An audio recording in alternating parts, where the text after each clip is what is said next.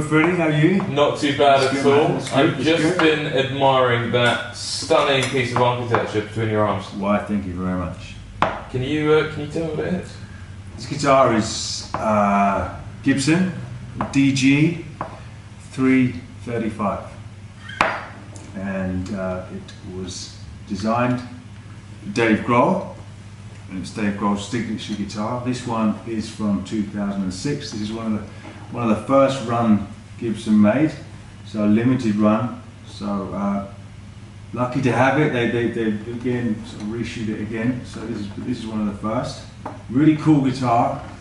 And it's based on a guitar called the Trini Lopez, which Gibson made in the 60s, and it's named after the rock and roller Trini Lopez, and they endorsed that guitar to him, and it's very similar to, or for him, and very similar to the Gibson ES335, which we love here, 7 decades, massively, and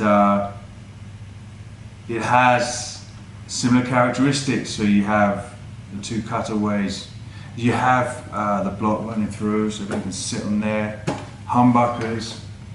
What is different is the diamond F-holes here, as you can see. Look really cool. On a 335 you have normal F-holes and the diamond inlays as well running up the neck.